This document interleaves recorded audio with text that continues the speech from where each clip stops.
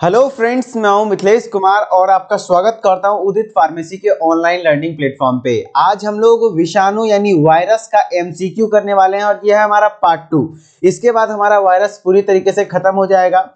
Virus को हमने 3 lecture में थ्योरेटिकली पढ़ाया है प्लस 2 लेक्चर में आपका हमने एमसीक्यू करा दिया। इससे बाहर वायरस से क्वेश्चन आपके एग्जाम में नहीं आएंगे। जहां तक हो सके इसी से आ जाएगा क्वेश्चन, तो आप इतना पढ़ लीजिए, इससे ज्यादा कुछ नहीं पढ़ना है। ठीक है, चलिए स्टार्ट करते हैं हम लोग इसके क्वेश्चन को और इसके टेस्ट वगैरह को भी अच्छे से देंगे। ठीक है, थोड़ा सा रट्टा वाला चैप्टर है तो मैंने उस हिसाब से पढ़ाया है, उस हिसाब से आपको अच्छा समय दिया इस चैप्टर पे, क्योंकि क्वेश्चन कंफर्म है कि 1 या 2 क्वेश्चन वायरस से आता है हर बार और आएगा। ठीक है, तो इसलिए आपको ध्यान रखना है कि क्वेश्चन कैसे आते हैं, नहीं आते हैं और किस प्रकार से क्वेश्चन आते हैं वो देख रहे हैं आप। ठीक है, चलिए हम लोग स्टार्ट करते हैं। सबसे पहला क्वेश्चन हमारा क्या है, निम्न में से कौन सा मानव विषाणु जनित रोग नहीं है। विषाणु जनित रोग कौन सा नहीं है?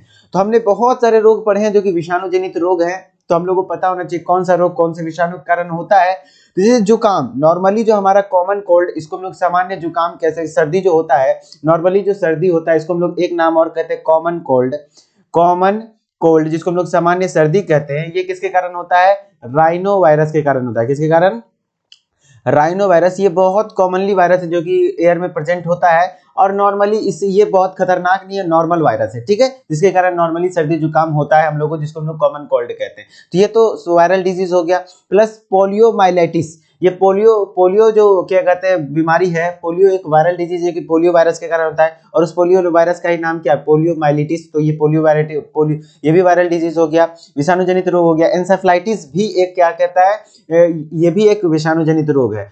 तो जो सिफिलिस है आपका, सिफिलिस एक क्या है? बैक्टीरियल डिजीज है, यानी जीवाणु जनित रोग है। कैसा है? बैक्टीरियल डिजीज है। कैसा है? बैक्टीरियल डिजीज है। याद रखिएगा, सिफिलिस कैसा है? बैक्टीरियल डिजीज है। और किस बैक्टीरिया के कारण होता है? सबसे पहले मैं सिफिलिस बता दूं, जैसे कि ये आप देख रहे होंगे सिफिलिस का सिम्टम कुछ इस तरीके से, जैसे कि जननांगों में इस तरह से फुंसी फुंसी आ जाता है, बॉडी में भी, और आंख तक में फुंसी फुंसी होने लग जाता है। एक प्रकार का ये बैक्टीरियल डिजीज है और ये एसटीडी है, सेक्सुअली ट्रांसमिटेड डिजीज है सिफिलिस। ठीक है, जो कि होता है इस तरीके से, जेनिटल ऑर्गन ज्यादातर ये प्रभावित होते हैं। ऐसा नहीं सिर्फ मेल में, ये फीमेल में वेजाइना के आसपास भी ऐसा कुछ हो जाता है। ठीक है, ये किसके कारण, किस बैक्टीरिया के कारण होता है? तो ट्रेपोनेमा पैलिडियम। नहीं दिख रहा होगा, मैं लिख देता हूं, याद रखिएगा, इंपॉर्टेंट क्वेश्चन है। ट्रेपोनीमा पैलिडियम के कारण होता है। ट्रेपोनीमा पैलिडियम नाम के बैक्टीरिया के कारण होता है और ये कैसा डिजीज है? बैक्टीरियल डिजीज है। तो आपका आंसर क्या हो जाएगा? सिफिलिस। क्या हो जाएगा आंसर? सिफिलिस। ठीक है, चलिए नेक्स्ट क्वेश्चन हमारा क्या है, विषाणु द्वारा संक्रमण जिसके कारण पोषक की कोशिका टूट जाती है कहलाता है। तो हमारा कहना क्या है कि यदि कोई भी पोषक कोशिका यानी होस्ट सेल है, उस पर क्या अटैक कर रहा है? वायरस अटैक कर रहा है। वायरस अटैक कर रहा है, ये देखिए वायरस अटैक किया तो इसका क्या होता है कि कोशिका टूट जाता है, इसका जो जेनेटिक मटेरियल होता है उसको तोड़ देता है। तो जो तोड़ने वाले वर्ड को याद रखिएगा, तोड़ने वाले वर्ड को बायोलॉजी में एक कॉमन नाम दिया गया है तोड़ने से रिलेटेड, वो होता है लाइसिस वर्ड। क्या? लाइसिस। जैसे कि किसी भी ग्लूकोज मॉलिक्यूल टूटता है जिस अभिक्रिया में, उसको हम लोग क्या कहते हैं? ग्लाइकोलाइसिस। ग्लाइकोलिटिक रिएक्शन, मतलब लाइटिक या लाइसिस वर्ड किसके लिए? तोड़ने के लिए। तो यहाँ पे कोशिका, पोषक की कोशिका टूट जाती है, तो आपको उसी हिसाब से देखना है ऑप्शन में कि यहाँ पे लाइटिक संक्रमण कहाँ पे लिखा हुआ है। तो देखिए हमारा है ना, लाइटिक संक्रमण एक प्रकार का तोड़ रहा है तो लाइटिक अभिक्रिया हो रहा है, तो लाइटिक संक्रमण हो रहा है। समझ रहे हैं ना? तो आपका आंसर क्या हो जाएगा? लाइटिक। लाइसोजेनी अलग चीज है, यहाँ पे हम लोग का क्या कहना है? लाइटिक संक्रमण आपका आंसर हो जाएगा। ठीक है, चलिए नेक्स्ट क्वेश्चन में हम लोग आते हैं। हमारा नेक्स्ट क्वेश्चन है, एक जीवाणु भोजी तथा एक इष्ट कोशिका समान है कि दोनों में। जीवाणु भोजी किसको कहते हैं? तो बैक्टीरियोफेज, जैसा कि फिगर मैंने नहीं लिया बैक्टीरियोफेज का, आगे पीछे करके मैं दिखा देता हूं। बैक्टीरियोफेज किसको कहते हैं? ये हमारा बैक्टीरियोफेज का डायग्राम। बैक्टीरियोफेज देखिए यहाँ पे है ना, बैक्टीरियोफेज कहते ही किसको है? जो वैसा, ये फेज लग गया मतलब वायरस है, वैसा वायरस जो किसको अफेक्ट करे, किस पर अटैक करे? जीवाणुओं पर अटैक करे, बैक्टीरिया पर अटैक करे। तो वो क्वेश्चन क्या, ये जीवाणु भोजी है। अब क्वेश्चन क्या था, ध्यान से देखिए, ध्यान से देखिए। हाँ, जीवाणु भोजी तथा इष्ट कोशिका समान है। इष्ट कोशिका समझ रहे ना, ये एक प्रकार का क्या है? इष्ट क्या है? आप यदि पढ़े होंगे हमारे से क्लासिफिकेशन ऑफ प्लांट किंगडम, तो वहां हमने पढ़ाया है इष्ट क्या है? एक प्रकार का कवक है। क्या है? कवक यानी फंगस है। क्या है? कवक है, फंगस, FUNGS, फंगस। और जीवाणु भोजी क्या है? एक वायरस है। एक क्या है? वायरस है। और ये भी एक क्या है? परपोषी। देखिए अब ऑप्शन के हिसाब से चलते हैं, इसमें एंजाइम होते हैं, एंजाइम्स होते हैं, तो भैया वायरस में कोई एंजाइम होता है, समान पूछ रहा है ना, कौन सा वायरस और ईस्ट दोनों में समान है, तो भैया वायरस में एंजाइम नहीं होता है, लेकिन कब ईस्ट में होता है, तो ये तो नहीं होगा आंसर। में सत्य केंद्रक पाया जाता है, तो सत्य केंद्रक भैया कहां से, केंद्रक तो इसमें पाया ही नहीं जाता है वायरस में, और ईस्ट में पाया जाता है, तो ये भी समान नहीं हुआ। परपोषी होते हैं, क्या दोनों परपोषी है, दोनों हेटेरोट्रॉफ है, जी हाँ, उसमें भी वो भी किसी दूसरे पर क्या होता है, पोषण के लिए डिपेंडेंट होता है, ये भी दूसरे तरह के क्या कहते हैं पर डिपेंडेंट होता है, पता है ना, तो इसमें भी क्लोरोफिल नहीं पाया जाता है, याद है, फंगस में क्लोरोफिल नहीं पाया जाता है, इसलिए ये परपोषी होता है, और वायरस भी परपोषी होता है, और वायरस तो खास करके ये क्या होता है, पूर्ण परपोषी होता है, पूर्ण परजीवी, एकदम पूर्ण परजीवी, क्योंकि परजीवी जो होता है पैरासाइट, वो एक प्रकार का कौन सा न्यूट्रिशन है, हेटेरोट्रॉपिक न्यूट्रिशन है ना, तो पूर्ण परजीवी होता है, तो ये आपका आंसर हो जाएगा कि दोनों परपोषी होते हैं, दोनों क्या होते हैं, परपोषी होते हैं। रंगहीन वायरस भाई अलग अलग रंग का होता है, जानबीन करते हैं, और कवक भी रंगहीन नहीं होता है, तो ये भी आंसर नहीं होगा, आपका आंसर हो जाएगा क्या, परपोषी, जो कि दोनों में कॉमन है, ठीक है। चलिए नेक्स्ट क्वेश्चन क्या है, विषाणु निर्जीव माने जाते हैं क्योंकि, विषाणु को निर्जीव माना जाता है, आपको पता है कि विषाणु के बारे में एक स्पेशल कैरेक्टर, जब वो किसी पोषक कोशिका के अंदर नहीं रहता है, वो यदि बाहर में है तो वो निर्जीव के समान कार्य करता है, निर्जीव के समान भांति दिखता है हम लोग को, लेकिन जब पोषक कोशिका के अंदर जाता है तो वो सजीव के जैसा, जैसे कि उसमें उत्परिवर्तन भी होने लगता है, वृद्धि भी होने लगता है, गुणन भी करने लग जाता है, मल्टीप्लिकेशन हर चीज करता है, लेकिन जब वो बाहर रहता है तो निर्जीव होता है, क्यों, तो जो बाहर रहता है वो किस रूप में होता है, क्रिस्टल के रूप में पाया जाता है, किस रूप में, क्रिस्टल के रूप में, यानी हिंदी में बोले तो रवा के रूप में होता है, एक दाना, बालू का दाना जो होता है, इस तरीके से नॉन लिविंग के रूप में पाया जाता है, तो वही बोला है कि निर्जीव जो होता है वो किस कारण से, क्योंकि ये क्रिस्टलाइज हो सकते हैं, ये खुद को क्रिस्टलाइज कर देते हैं, या फिर हम लोग किसी भी वायरस को बाहर निकाल देंगे तो वो क्रिस्टलाइज हो जाएगा, समझ रहे हैं ना। और सबसे पहला वायरस जिसको कि क्रिस्टल के फॉर्म में देखा गया वो कौन सा वायरस था, तो टीएमबी वायरस था, और इसका जो सबसे पहली बार क्रिस्टल के फॉर्म में देखे थे उसका नाम क्या था, स्टेनले नाम के वैज्ञानिक थे, क्या थे, स्टेनले, क्या थे, स्टेनले नाम के वैज्ञानिक ने सबसे पहली बार किसी वायरस को, टीएमबी वायरस को किसके रूप में देखा, क्रिस्टल के रूप में पाया था, ठीक है। चलिए नेक्स्ट क्वेश्चन क्या है हमारा, जीवाणुओं में अनुवांशिक पुनर्योजन विषाणु द्वारा होता है, कहलाता है। देखिए जो विषाणु के द्वारा, जैसे कि ये जीवाणु है, आप उसके ऊपर विषाणु अटैक कर रहा है, तो विषाणु का जो पिंक वाला जेनेटिक मटेरियल है वो भी अंदर जाएगा और वो पुनर्संयोजन रिकॉम्बिनेशन कर लेता है ना, रिकॉम्बिनेशन देखिए हो गया, दोनों वायरस, ये दोनों बैक्टीरिया का डीएनए और उसका डीएनए दोनों मिल करके एक नया टाइप का डीएनए बनाया और बहुत सारा वायरस बन गया, है ना। तो इस प्रोसेस को हम लोग क्या कहते हैं, ये जो पुनर्योजन होता है किसके द्वारा, विषाणु के द्वारा, किस में, जीवाणुओं के अनुवांशिक पदार्थ में, वो प्रोसेस क्या कहलाता है, ट्रांसडक्शन कहलाता है, याद रखिएगा, किस क्या कहलाता है, ट्रांसडक्शन कहलाता है। तो ट्रांसडक्शन प्रोसेस क्या है, विषाणु यदि है, विषाणु के द्वारा जो उसका जेनेटिक मटेरियल होता है वो किसी बैक्टीरिया पे एक्ट करता है, तो उसका जो जेनेटिक मटेरियल इसके अंदर आकर के उसके साथ रिकम्बाइन हो जाता है, ये विषाणु का है, ये जीवाणु का, दोनों रिकम्बाइन होकर के एक नया प्रकार का जेनेटिक मटेरियल बनाता है, वो क्या कहलाता है, इस प्रोसेस को हम लोग क्या कहते हैं, ट्रांसडक्शन कहते हैं, क्या कहते हैं, ट्रांसडक्शन कहते हैं। याद रखिएगा ट्रांसडक्शन में होता क्या है, वायरस का विषाणु द्वारा जीवाणु को प्रभावित कराया जाता है, और विषाणु के कहते जो अनुवांशिक पदार्थ हैं वो जीवाणु को क्या कहते हैं, रिकॉम्बिनेशन कर लेते हैं उसके साथ, यानी पुनर्योजन कर लेते हैं, समझ रहे हैं, तो उसको हम लोग क्या कहते हैं, ट्रांसडक्शन कहते हैं। ओके नेक्स्ट क्वेश्चन क्या है हमारा, स्थान जहां विषाणु के प्रोटीन कवच के लिए प्रोटीन का संश्लेषण होता हो। बताइए विषाणु का हमने बताया है कि वायरस जो बना होता है वो किसका बना होता है, आप हमें ये बताइए, वायरस दो चीज का मिलकर बना, एनए मतलब nucleic acid plus protein, nucleic acid plus protein, और जो उसका संक्रामक भाग होता है, इन्फेक्टेड पार्ट होता है, इन्फेक्शन काउज करने वाला पार्ट संक्रामक भाग होता है, वो कौन सा होता है, संक्रामक भाग होता है न्यूक्लिक एसिड। और न्यूक्लिक एसिड में क्या हो सकता है, या तो डीएनए हो सकता है या तो आरएनए हो सकता है, और साइड साइड जो उसका कोट बनाता है, कवरिंग जो प्रोटीन का कोट बनाता है, कोट मतलब समझ रहे हैं, कैप्सिड, इसको हम लोग क्या कहते हैं, कैप्सिड कहते हैं, वो जो कैप्सिड बनाता है वो कौन बनाता है, प्रोटीन। तो इसका फॉर्मेशन कहाँ होगा, तो भैया कोई भी चीज बाहर में हो तो वो कभी कर नहीं सकता है क्योंकि नॉन लिविंग है, तो जो भी होगा वो पोषक कोशिका के अंदर होगा। पोषक कोशिका के अंदर प्रोटीन का निर्माण कौन करता है, तो जो उसके अंदर राइबोसोम प्रेजेंट है, क्योंकि वायरस के अंदर तो राइबोसोम है नहीं, तो राइबोसोम जो प्रेजेंट है पोषक कोशिका के अंदर उसी से ना होगा। तो आप देख लीजिए, क्या पोषक के प्लाज्मा झिल्ली के द्वारा होगा, नहीं। पोषक के माइटोकॉन्ड्रिया के द्वारा होगा, नहीं, वो तो ऊर्जा बनाएगा। विषाणु का आरएनए में, विषाणु का आरएनए में कहां से होगा,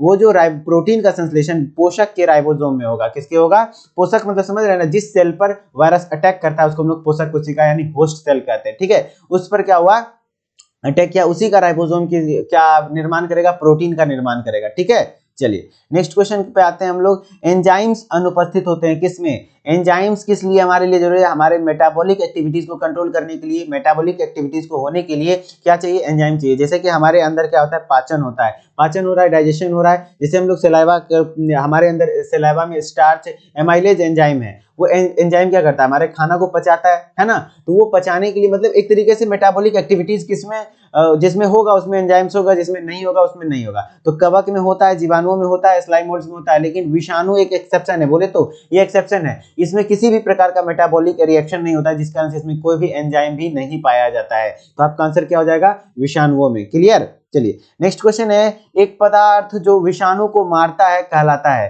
वो पदार्थ जो कि विषाणु को मारता है वो क्या कहलाता है? तो याद रखिए कि किसी भी लास्ट, जैसे कि किसी भी शब्द के लास्ट में यदि साइड वर्ड लगा देंगे तो वो उसको मारने वाला हो जाएगा। जैसे कि बैक्टीरियोसाइड, फीटिसाइड, FOETISID, फीटिसाइड समझ रहे ना, फीटिसाइड मतलब फीटस को मारना, जो कि भ्रूण को मारा जाता है। उसी तरीके से वायरिसाइड अगर बोल देंगे, वायरिसाइड बोल देंगे तो वो क्या हो जाएगा? वो क्या हो जाएगा? हमारा विषाणु को मारने वाला। तो विषाणु को मारने वाला क्या कहलाता है? वायरिसाइड मटेरियल कहलाता है। वह पदार्थ जो विषाणु को मारता है वो क्या कहलाता है? वायरिसाइड कहलाता है। ठीक है, नेक्स्ट क्वेश्चन हमारा क्या है?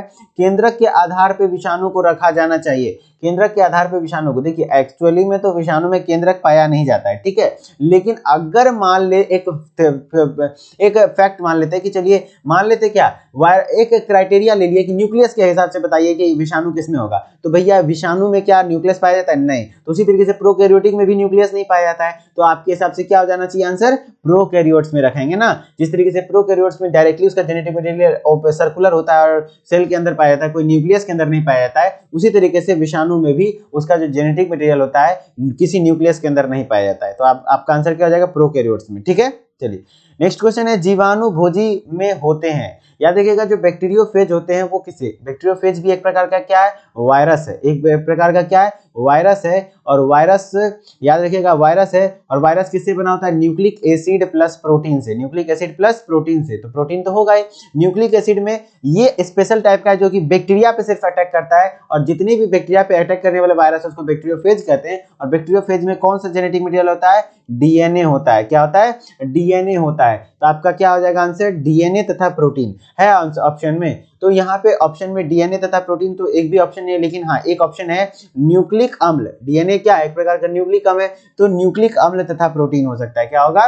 न्यूक्लिक अम्ल तथा प्रोटीन होगा। इस ऑप्शन के अनुसार आपका ये ऑप्शन नंबर सी सही हो जाएगा। ठीक है, नेक्स्ट क्वेश्चन क्या है हमारा? विषाणु का एक विभेद स्ट्रेन जो टीएमबी के न्यूक्लिक अम्ल तथा एचआरबी के प्रोटीन से आवरण से बनाया जाता है। तो कहने का अर्थ है कि एक विषाणु है जिसका कि जो आवरण बनाया गया है वो किससे बनाया गया है? एचआरबी से, एचआरबी के प्रोटीन से। और ये जो जेनेटिक मटेरियल बनाया गया है वो टीएमबी से बनाया गया है। और उसको अब क्या कराया जाता है? इसके बाद तंबाकू की पत्ती पर इसे संक्रमित कराया जाता है। तो किसका इफेक्ट देखने को मिलेगा? किसका?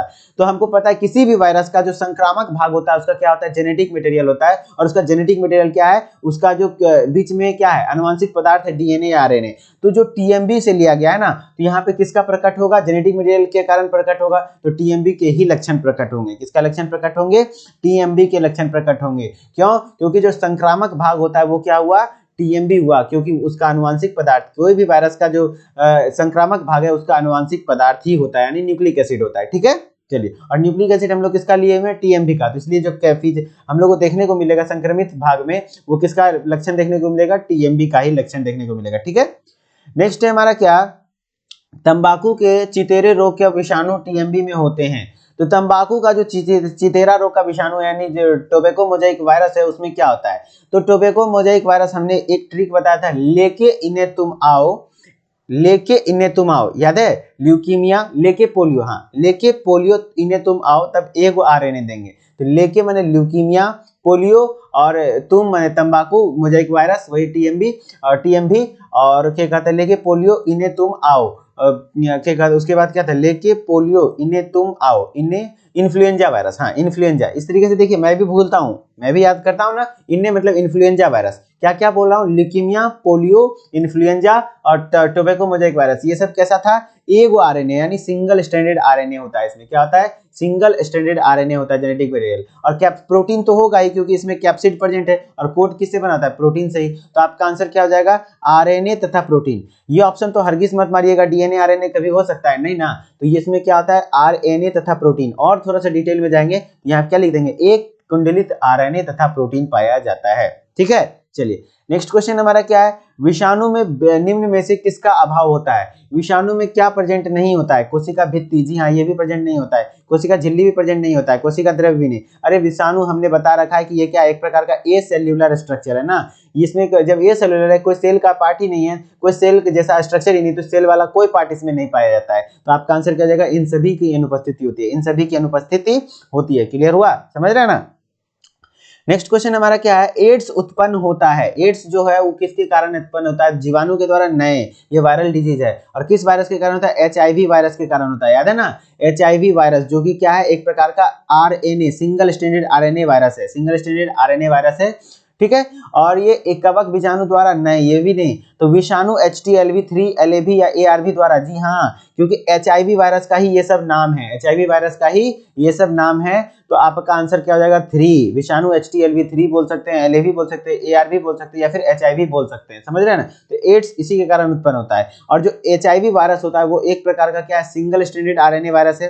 सिंगल स्ट्रैंडेड आरएनए वायरस मतलब एक रज्जुकीय आरएनए पाया जाता है, एक कुंडलित आरएनए पाया जाता है, प्लस ये एक प्रकार का रेट्रो वायरस है। क्यों रेट्रो वायरस इसलिए बोलते हैं क्योंकि इसमें रिवर्स ट्रांसक्रिप्टेज एंजाइम पाया जाता है। कौन सा एंजाइम, रिवर्स ट्रांसक्रिप्टेज एंजाइम। और साथ ही साथ अगर डबल स्ट्रैंडेड आरएनए पाया जाता है किसी क्या कहते हैं किसी वायरस में, तो उसको हम लोग का क्या नाम है, रियो वायरस। क्या कहते हैं उसको, कॉमन टर्म में रियो वायरस कहते हैं। और single stranded RNA plus reverse transcriptase enzyme हो तो उसको हम लोग क्या कहते हैं, रेट्रो वायरस कहते हैं। क्लियर हुआ।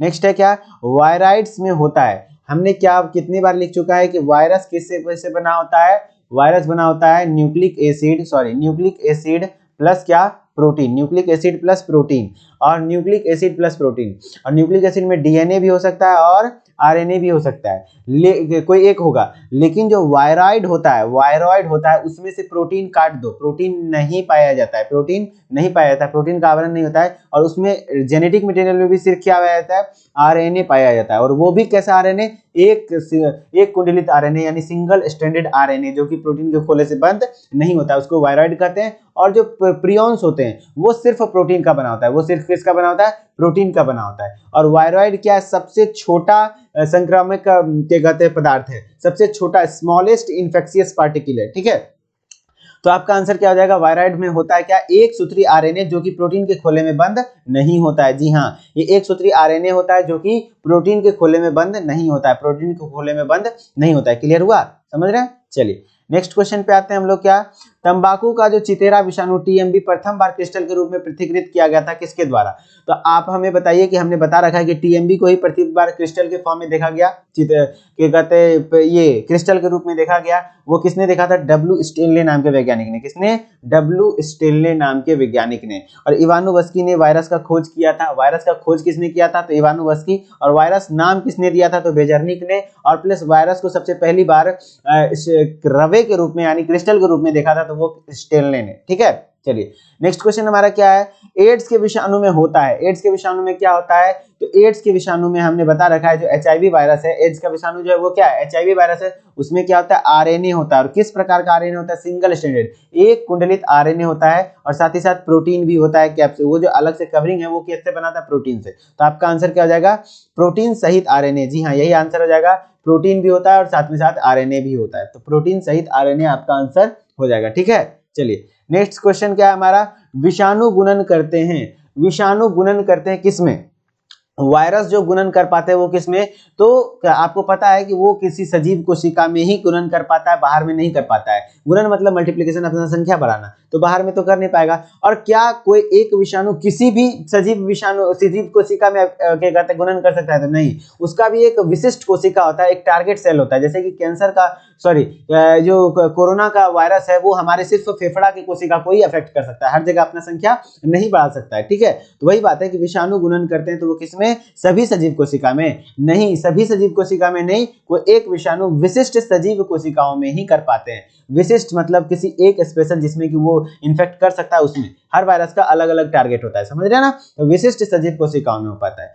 नेक्स्ट क्वेश्चन क्या है, एक वाहक क्या होता है, वेक्टर क्या होता है। तो जैसे मैं आपको बता देता हूं कि वेक्टर किसको कहते हैं। वेक्टर कहते हैं जैसे कि आप यदि क्या कहते हैं, आप यदि ये फ्लिपकार्ट है, मान लीजिए फ्लिपकार्ट है, ठीक है, और यहाँ पे आप हैं, आपने एक बुक ऑनलाइन किया, वो फ्लिपकार्ट आप तक क्या करता है, फ्लिपकार्ट का जो डिलीवरी बॉय होता है, डीबी मतलब डिलीवरी बॉय, आप तक बुक पहुंचाता है। तो जो डिलीवरी बॉय है वो किसका काम कर रहा है, वेक्टर का काम कर रहा है। वेक्टर वो होता है, जब हम लोग किसी डिजीज के बारे में पढ़ते हैं तो पोषक कोशिका, ये आपका क्या हुआ पोषक, तो पोषक कोशिका के अंदर क्या होता है, किसी भी रोग को लाने, रोग का जो रोगजनक है, जो पैथोजेन है, उसको जो लाने का काम करता है वो कौन करता है, वेक्टर काम करता है, ठीक है। तो वही बात है, तो वही आप ऑप्शन देख लीजिए कि वेक्टर क्या होता है, तो पोषक तक रोगाणु पहुंचाने वाला जीव क्या कहलाता है, वेक्टर कहलाता है। पोषक तक, मान लीजिए इसमें हमको रोग पहुंचाना है तो उसका तक जो पहुंचाएगा, जो मीडियम से पहुंचेगा, वो पहुंचने का तरीका क्या होता है, वो क्या कहलाता है, जिसके द्वारा हम पहुंचाएंगे वो क्या कहलाता है, वेक्टर कहलाता है, ठीक है।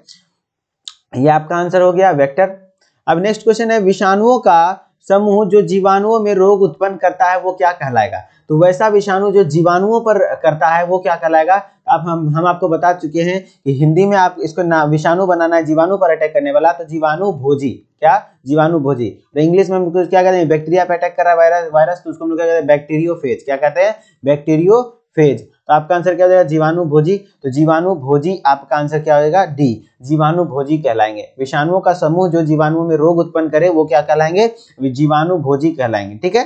चलिए, खसरा की बीमारी होती है, खसरा की जो बीमारी होती है वो किसमें होती है, खसरा की बीमारी किसके द्वारा होती है, तो ये जंतुओं द्वारा होती है, राजोपस या फिर जीवाणु या फिर विषाणु, तो विषाणु के द्वारा होती है। मिजल्स नाम के विषय, देखिए MESSELES, मिजल्स नाम के वायरस के कारण होता है ये खसरा डिजीज। तो ये एक वायरल डिजीज है। और शायद हमने मम्प्स, MUMPS, मम्प्स अपना एक अलग से वायरल डिजीज है और मम्प्स वायरस के कारण नहीं होता है। तो हमने शायद थ्योरेटिकल में ये पढ़ा दिया है कि खसरा किसके कारण होता है, मम्प्स के कारण। तो ऐसा नहीं है, मिजल्स के कारण होता है। खसरा किसके कारण होता है, मिजल्स वायरस के कारण होता है। तो आपका आंसर क्या हो जाएगा यहाँ पे, खसरा की बीमारी किसके द्वारा होती है, तो विषाणु द्वारा होती है। किस विषाणु, तो मिजल्स नाम के विषाणु।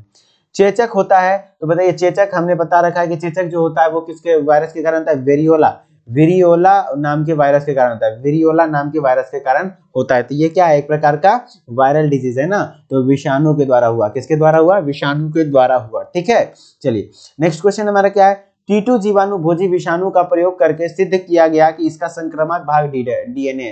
तो देखिए कोई भी जीवाणु भोजी है, मतलब वो वायरस है, उसका संक्रामक भाग क्या है, उसका क्या संक्रामक भाग क्या है, DNA है, यानी उसका जेनेटिक मटेरियल ही संक्रामक भाग है। वो किसने सिद्ध किया था, हर्सी तथा चेज नाम के वैज्ञानिक ने किया था। ये अच्छे तरीके से हमने आपको बता रखा है। हर्सी तथा चेज नाम के वैज्ञानिक ने ये बताया कि कोई भी जीवाणु भोजी या वायरस हो, उसका जो इन्फेक्टेड पार्टिकल होता है वो क्या होता है, संक्रामक भाग होता है, वो क्या होता है, उसका जेनेटिक मटेरियल होता है। तो और जो जीवाणु भोजी होता है उसका जेनेटिक मटेरियल क्या होता है, DNA होता है। तो इसलिए उसका जो इन्फेक्टेड पार्टिकल DNA हो जाएगा। इसलिए आपका आंसर क्या हो जाएगा, हर्सी तथा चेज ने, ठीक है। विषाणु होते हैं, विषाणु क्या होते हैं, पूर्ण परजीवी, पूर्ण मृतोपजीवी, अपूर्ण मृतोपजीवी या पूर्ण परजीवी। तो आपको हमने बता दिया पूर्ण परजीवी, यानी इंग्लिश में बोले तो ऑब्लिगेट पैरासाइट, मतलब बाहर में बिल्कुल निर्जीव है, कुछ नहीं कर सकता उसके बिना, पूरे तरीके से ये क्या है, पैरासाइट है। तो इसीलिए हम लोग क्या कहते हैं, इसको पूर्ण परजीवी कहते हैं, ठीक है। विषाणु क्या होते हैं, पूर्ण परजीवी होते हैं, ठीक। नेक्स्ट क्वेश्चन हमारा क्या है, निम्न में से कौन सी विषाणु जनित बीमारी है, विषाणु जनित बीमारी कौन कौन सी है, पोलियोमाइटिस नाम के वायरस से कारण होता है, ये भी वायरल डिजीज है। हाइड्रोफोबिया, रेबीज नाम के वायरस के कारण होता है, रेबीज नाम के वायरस के कारण होता है, रेबीज।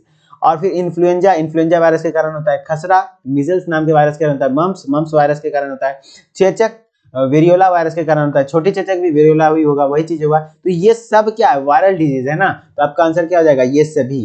समझ रहे हैं किस तरीके से मुझे सारे डिजीज के बारे में पता चल रहा है, कौन से वायरस के कारण होता है, तभी आप इस टाइप के क्वेश्चन को छांट पाएंगे। तो याद करना मस्ट है, जरूरी है, याद कर लीजिए। ठीक है, चलिए एड्स का कारण है। एड्स किसके कारण होता है? तो एड्स हमको पता है कि एचआईवी वायरस के कारण होता है। एचआईवी वायरस क्या करता है? हमारे शरीर का इम्यून सिस्टम को ही कमजोर कर देता है। कैसे? हमारा जो इम्यून सिस्टम में सबसे इंपॉर्टेंट सेल है टी लिम्फोसाइट, उसको ही मारना शुरू कर देता है। तो जिसके कारण हमारे शरीर में क्या कहता है कि एड्स हो गया है, और हमारे शरीर का जब टी लिम्फोसाइट कम हो जाएगा तो एंटीबॉडी कम से कम बनेगा, और एंटीबॉडी कम बनेगा तो हमारा शरीर क्या हो जाएगा? कमजोर हो जाएगा। क्यों? एंटीबॉडी हमारे शरीर का क्या कहलाता है? सैनिक। अब आपके देश में सैनिक ही कम हो गया तो आपके शरीर का सीमा क्या हो जाएगा? कमजोर हो जाएगा, उस पर और भी कोई अटैक कर सकता है। वही बोल रहा है कि एड्स का कारण क्या है? तो टी लिम्फोसाइट की कमी के कारण आप कह सकते हैं कि एड्स होता है। ये तो होगा नहीं, जीवाणु का संक्रमण नहीं भाई, विषाणु होता है, एचआईवी विषाणु होता है, ये सब ठीक है, लेकिन आपको डायरेक्ट याद रखना टी लिम्फोसाइट की कमी के कारण एड्स होता है। ठीक है, ऐसे पदार्थ जो विषाणु संक्रमण में परपोषी कोशिका द्वारा उत्पन्न होता है तथा अन्य कोशिका के भविष्य में विषाणु संक्रमण से बचाता है, क्या कहलाता है?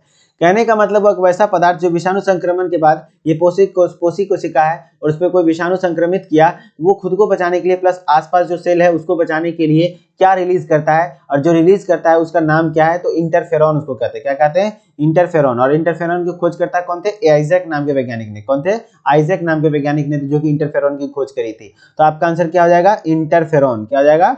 इंटरफेरॉन। तो ऐसे पदार्थ जो विषाणु संक्रमण के से परपोषी कोशिका में द्वारा उत्पन्न होते हैं तथा अन्य कोशिका भविष्य में विषाणु संक्रमण से बचाते हैं, अन्य कोशिका को बचाते भी हैं, तो वो क्या है? इंटरफेरॉन रिलीज करता है। वो क्या कहलाता है? इंटरफेरॉन। ठीक है, चलिए नेक्स्ट है वायराइड्स में न्यूक्लिक अम्ल होता है। हमने बता रखा है कि वायराइड्स में जो न्यूक्लिक अम्ल होगा वो क्या होगा? सिंगल स्ट्रैंडेड आरएनए होगा सिर्फ, और प्रोटीन भी नहीं होगा। तो एक रज्जुकीय आरएनए, तो ऑप्शन नंबर बी है। तो एक रज्जुकीय आरएनए, वायराइड्स की में न्यूक्लिक अम्ल की प्रकृति क्या होती है? सिंगल स्ट्रैंडेड आरएनए फॉर्म में। ठीक है, चलिए इस तरीके से हमारा लास्ट क्वेश्चन था ये, और हम लोगों ने पूरे वायरस के सारे एमसीक्यू को कर लिया, जितने भी इंपॉर्टेंट थे, जितने भी आपके एग्जाम के सिलेबस के हिसाब से मैंने करा दिया। ठीक है, आई होप आपको वायरस समझ में आया होगा, और याद रखिएगा कि आप यदि पढ़ रहे हैं ईमानदारी से तो आपको इसका फल जरूर मिलेगा। डरना नहीं है, हिम्मत नहीं हारना है, शुरू से लास्ट तक बने रहना है मेरे साथ, लगातार टेस्ट वगैरह देते रहना है। संडे संडे को आपका जो सीबीटी टेस्ट हो रहा है वो भी दीजिए। जो मैथ वाले कैंडिडेट है वो अपना मैथ पढ़ेंगे। तो इस तरीके से पढ़ते रहिए। फिजिक्स केमिस्ट्री में भी टाइम दीजिए, खुद से भी टाइम दीजिए। अदर सोर्सेज और भी यूट्यूब से अवेलेबल हैं, उससे भी पढ़िए। जब तक हमारे साथ एजुकेटर नहीं जुड़ते हैं, जैसे ही जुड़ते हैं एजुकेटर हमारे साथ पढ़ाना क्लास स्टार्ट कर लेते हैं, तो आप उससे भी पढ़ सकते हैं। ठीक है, लेकिन अभी आपको काम है कि बायोलॉजी एकदम स्ट्रॉन्ग कर रहा है, क्योंकि आपको सिलेक्शन चाहिए तो बायोलॉजी पूरा स्ट्रॉन्ग होना चाहिए। ठीक है, तभी हो पाएगा। ठीक है, चलिए आई होप कि आप सारी चीजें समझ गए होंगे। तो मिलते हैं हम नेक्स्ट वीडियो में, तब तक के लिए धन्यवाद। Okay, bye bye.